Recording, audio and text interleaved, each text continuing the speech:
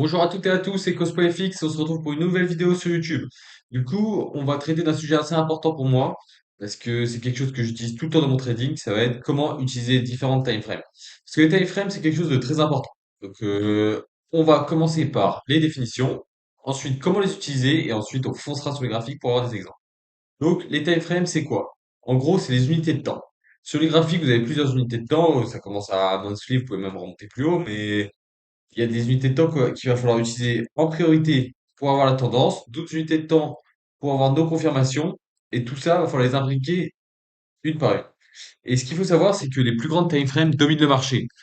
Et ensuite, plus on descend en time frame, moins ça domine, et inversement, dans l'autre sens, plus on monte en time frame, plus ça domine.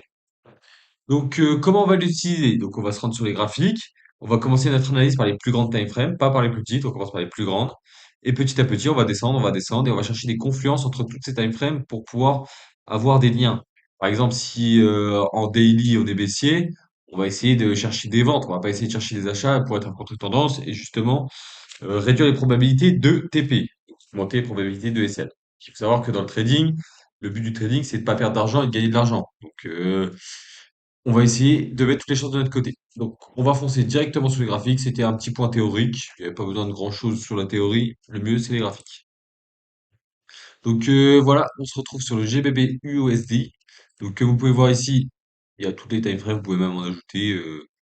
Ça commence à 12 mois. Vous pouvez même mettre plus. Et ensuite, ça descend jusqu'à une seconde.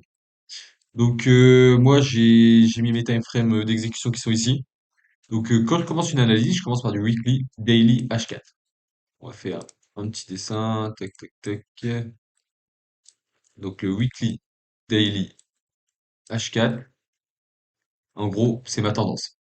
Savoir si le marché il est haussier, s'il est baissier, commence à repérer des zones de liquidité, trace mes imbalances, tout ça. Surtout en H4. Weekly, daily, c'est pour voir la tendance générale, je passe assez vite. Et ensuite en H4, je commence à raffiner de plus en plus.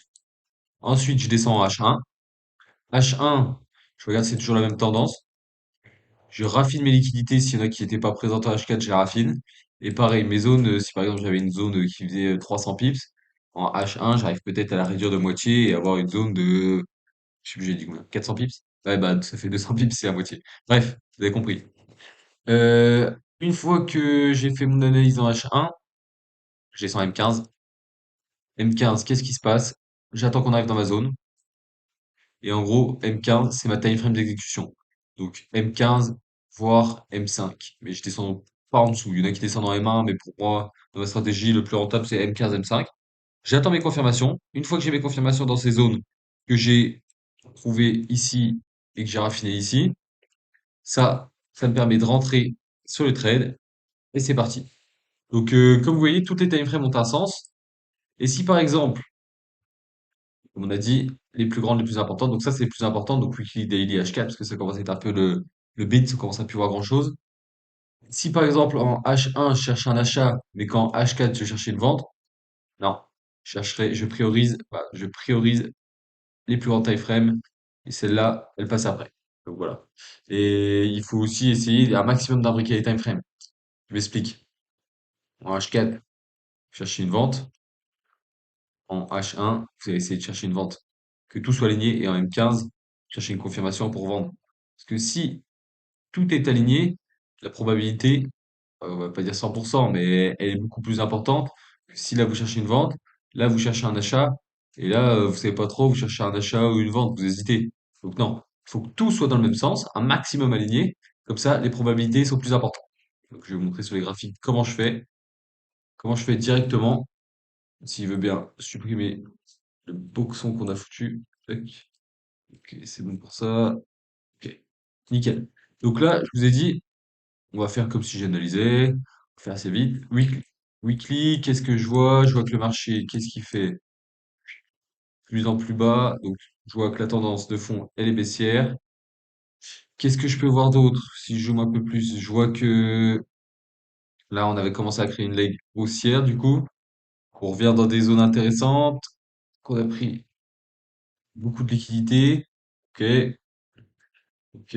Donc là, le weekly, on va dire que c'est haussier, c'est plus le monthly, en fait, qui est baissier. Si je vais sur un mois, Voilà, là, c'est plus visible que là, de plus en plus bas. Si on reste vraiment sur le weekly, qu'on se met ici, on voit qu'on commence à créer une leg haussière. Ok, on a pris pas mal de liquidités, on réagit dans des zones de imbalance ici, ok, intéressant. Ok. Je vois que le mouvement, il est bien overextended, du coup, il y a quand même du retracement qu'on pourrait aller chercher. Mais en monthly, on est baissier. Donc là, daily, qu'est-ce qui se passe? Le mouvement, il est bien baissier. On fait tac, tac, tac, tac, tac. Ça fait que de descendre. Puis du coup, plusieurs mois. Donc, on voit que c'est baissier. Ok, donc on va noter. Daily baisse. Weekly, on, on est un peu baissier, un peu, on a commencé à réagir sur une petite leg, donc on est plus baissier. Ok, donc qu'est-ce que je peux voir? Donc je cherche en soi, pour l'instant, je cherche des zones pour vendre. Il y avait cette zone-là que j'ai pris début de semaine que j'ai réussi à vendre. Mais maintenant, qu'est-ce qu'on peut voir? On peut voir que par exemple en weekly, on a cette liquidité-là. Donc j'essaie de commencer. Je commence à notifier les choses en fait en daily. Donc buy side liquidity.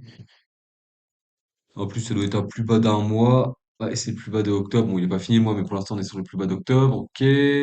On a un top ici, mais qui a délivré une belle baisse. Ici, je commence à avoir des cassures internes. Donc ici, on a une cassure. Ok, intéressant. Que je peux voir si je vais maintenant en H4. Et c'est là en H4 que je commence à raffiner mes zones. Pareil en H4, tac, tac, tac, tac, tac, baissier. On est venu prendre les liquidités de ce top. Directement, on a réagi à la baisse. On est venu retester ici et on a réagi à la baisse. Ok. Donc ça reste assez logique. Là, on risque de faire un petit retracement ici. Ouais, donc intéressant après avoir pris pas mal de liquidités. Ouais, pourquoi pas faire un petit retracement, quelque chose qui ressemble à ça. Tac, tac, tac, tac, tac. Peut-être venir réagir dans ces zones-là, parce qu'on a de la liquidité avant. Peut-être remonter un peu plus haut et ensuite chuter. Pour l'instant, on va pouvoir noter si on arrive à retrouver ce qu'on est en daily. Donc H4, on est toujours baissier, même si on peut chercher des achats en attendant que le marché retrace. Dans tous les cas, ça reste intéressant. Cette zone était intéressante à acheter, même si ça ressemble beaucoup à SMC Trap, il a pris beaucoup de liquidités. Mais bon, on va pas attendre non plus des semaines et des semaines. Après, c'est des trades un peu plus risqués, donc on fait attention, on adapte ses risques en fonction de ça. Donc ouais, donc on sait qu'on a ça, il y a des plus hauts de chaque jour, on sait qu'on doit je vous faire en rapide, hein. Quand H4, je sais que j'ai des plus hauts daily, je dois tac, tac, tac. Donc ça, c'est tac. Je suis sûr, on va avoir un qui se crée ici. Là, j'ai des plus bas. Ok. Intéressant. Je sais que là, j'ai des belles zones de balance. Vous voyez, en H4, je commence déjà à beaucoup plus raffiner mes zones. Je commence à mettre plus de liquidité qu'en weekly, daily, c'était un tour assez rapide. H4, c'est vraiment le gros de mon analyse qui se passe. Mais je garde en tête ce qui s'est passé en weekly, daily. Donc ensuite, voilà. Là, j'ai une belle liquidité ici. Donc, au final, mon graphique, il fonctionne que par traits. Et j'essaie de faire des traits le plus facile possible, disons. Disons que là, j'arrive sur le graphique, je vois que mon trait noir, c'est une liquidité, je vois que mon trait rouge, c'est une imbalance, je regarde, c'est marqué dessus, c'est marqué à la time frame. Les flèches, c'est des plus hauts, des plus bas des jours, des semaines, des mois, en fonction des couleurs. J'essaie de faire au plus simple, vous voyez. Donc, je descends directement en H1. Qu'est-ce que je peux voir en H1? Donc, je vois qu'il peut y avoir une zone aussi ici qui peut être intéressante, mais qu'on ne voyait pas en H4, du coup. Donc celle-là, je la notifie aussi. Mais la H4 est primordiale. Donc on voit en H1, je vous ai pas dit, mais on tac tac tac. On a commencé à créer une leg haussière, mais on casse des structures, on casse des structures. Donc on est baissier. Après, on est dans un retournement, dans un retracement. Donc en H1, tac, H4, H1, on est baissier aussi. Donc pour l'instant, tout le marché semble s'aligner. Donc je vous ai dit en H1, je raffine. Si par exemple je voyais que mon imbalance elle était ici en H4, mais que là en H1 il n'y a plus rien, je pourrais me dire, attendez, je mets un deuxième trait qui soit plus propre en H1, puis on a un imbalance H1. En fait, H1 c'est plus pour raffiner. Et vous voyez, cette zone-là, si là je me mets en H4, que dalle, on voit rien du tout. Voilà, si je vais directement H1, on voit qu'il reste du gap ici. Donc, c'est intéressant de notifier aussi. H1, c'est une time frame aussi intéressante. En fait, elles sont toutes intéressantes, mais à leur manière. Donc voilà, on a notifié pas mal de choses. Et ensuite, bah, là, je place mes alertes. Donc, on va dire, par exemple, dès qu'il a pris cette liquidité, hop là, j'ai une alerte. Là, j'ai créé une alerte. Et dès que ça sonne, je vois un M15. Je regarde ce que le prix fait. Et dès que j'ai mes confirmations, disons que hop, ça a sonné dans ma zone H4 ici. J'ai mes confirmations, je rentre, 1 pour 5, et ça part. J'attends que le prix arrive. Donc là, hop, ça sonne. J'attends que le prix me donne ce que j'ai besoin. Il me donne ce que j'ai besoin, je rentre, et hop, ça part. Donc moi, c'est comme ça que je trade. J'utilise pas 12 milliards de time frame en fait. Parce que ça sert à rien. Si vous commencez à utiliser M1, M2, M3, M4, ah, vous perdez trop de temps. Vous passez tellement de temps à regarder toutes les time frames qu'en fait, le trade, finalement, il se barre sans vous. Vous attendiez juste un petit retracement, un machin, un pips près. On s'en fout, on n'est pas à un pips près. Vous mettez votre excès dans un pips près, vous faites pas les rats sur le SL, et puis c'est parti, quoi. Mais voilà. Donc, moi, j'utilise essentiellement, du coup, le M15 aussi pour les. On va mettre confirme, confirme. Bon, c'est pas super bien écrit, mais voilà ce que j'utilise. Après, j'ai d'autres time frames là-dessus. J'ai le M5 aussi où des fois, il peut m'arriver d'aller voir une confirmation. Le M1, ça peut me servir si je fais des trades en scalp, mais ça, c'est pour le plus gros de ma stratégie, j'utilise ça. Et le H2, des fois, pour affiner mes zones aussi. Donc, voilà. Voilà pour ce qui se passe. Et ensuite, ça donne des graphiques. Je pense, celui-là, il y a des choses à tracer dessus. Vous voyez, il n'y a que des trades dessus, hein. Il n'y a pas des milliers de choses. Il y a que des traits. Il y a que des traits avec les liquidités tracées, les trendlines, les zones que j'attends, tac, tac, tac, toutes les trendlines qui sont prises, les plus bas de la semaine que je vous ai dit, les plus bas du mois. Si je vais sur GU, c'est à peu près similaire. Vous voyez, il y a les ETR, il y a tout qui est tracé en gros. C'est que des traits. Il n'y a pas d'indicateur, pas de truc comme ça. Le seul indicateur que j'utilise, si j'utilise un indicateur, c'est celui qui me donne la Z session. Cet indicateur-là, j'utilise, il me donne la Z session. Voilà, c'est tout ce que j'utilise. Après, le reste, c'est tout. Donc voilà un petit trade qui est en cours. Sur GU, j'ai pris un petit retracement, tranquillou pilou, je ne regretterai pas grand-chose. J'ai déjà pris pas mal de gains, donc si ça vous intéresse de savoir, j'ai mis sur mon Telegram.